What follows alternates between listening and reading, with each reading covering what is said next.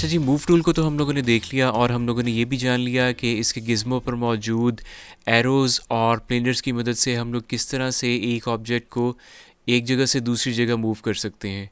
और अब हम लोग लर्न करेंगे मूव टूल का एक इंतहाई इम्पॉर्टेंट और इंटरेस्टिंग कॉन्सेप्ट, और वो कॉन्सेप्ट है वर्ल्ड एक्सिस और लोकल एक्सिस के दरमियान फ़र्क।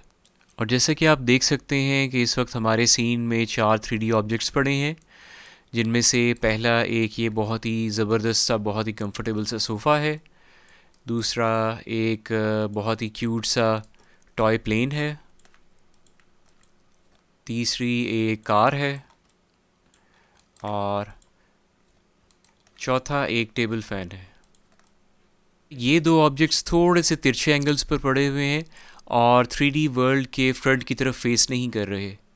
और ये बाहर वाले जो ऑब्जेक्ट्स हैं कि जो हमारी 3D वर्ल्ड के साथ बिल्कुल अलाइंड है, यानी कि इनका जो फ्रंट है वो बिल्कुल 3D वर्ल्ड के फ्रंट को फेस कर रहा है और इनकी जो साइड्स है वो 3D वर्ल्ड के साइड्स को फेस कर रही हैं। इन बाहर वाले ऑब्जेक्ट्स को पकड़कर अगर हम मूव करते हैं तो आप ये देख सकते हैं कि ये बिल्कुल अपनी सीध में मूव कर रहे हैं।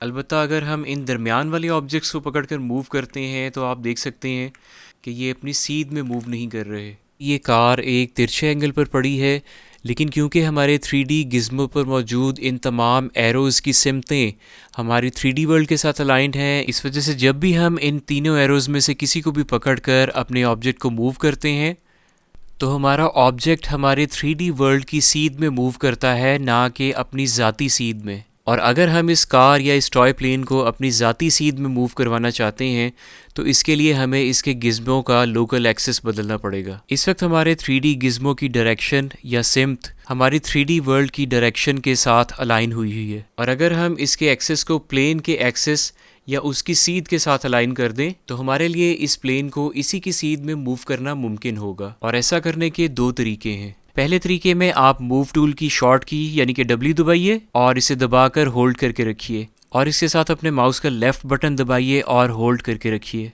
जैसे कि आप देख रहे हैं यहाँ पर एक मेन्यू खुल गया है और इस मेन्यू के लेफ़्ट साइड पर दो ऑप्शंस मौजूद हैं, एक है वर्ल्ड और दूसरी है ऑब्जेक्ट। और जैसे कि आप देख रहे हैं कि इस वक्त वर्ल्ड वाला एक्सेस चेक हुआ है, इसी वजह से हमारे 3D गिज़्मो का एक्सेस हमारे 3D वर्ल्ड के एक्सेस के साथ अलाइंड हुआ है। लेकिन इस मर्तबा अगर हम दोबारा से W दबाकर होल्ड करके रखें और अपने माउस के लेफ़्ट बटन को क्लिक करके होल्ड करके रखें और वर्ल्ड एक्सेस की जगह अगर हम ऑब्जेक्ट के ऊपर अपना माउस हवर करें और यहाँ पर लाकर अपने माउस के लेफ़्ट बटन को छोड़ दें तो आप देख सकते हैं कि हमारे 3D गिज़्मो की डायरेक्शन चेंज हो गई है और अब ये हमारे ऑब्जेक्ट के साथ अलाइंड है।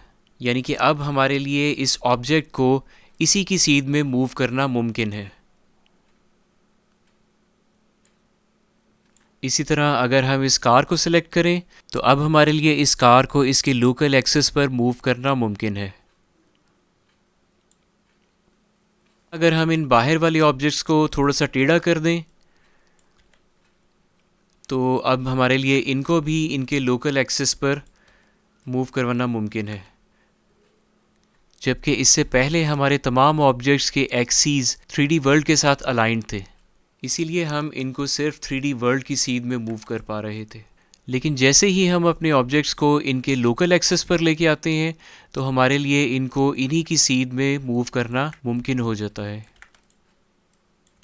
ये था किसी भी ऑब्जेक्ट के एक्सेस को चेंज करने का पहला तरीका, और आइए अब दूसरा तरीका देखते हैं। और दूसरे तरीके के लिए हम दोबारा जाएंगे मूव टूल पर और इस पर डबल क्लिक करेंगे, और जैसे ही डबल क्लिक किया यहाँ आप देख रहे हैं एक मेन्यू खुल गया, और इस मेन्यू में आप देख सकते हैं यहाँ पर लिखा हुआ है एक्सेस ओरिएंटेशन, और हमारी एक्सेस ओरिएंटेशन इस वक्त ऑब्जेक्ट पर सेट हुई है।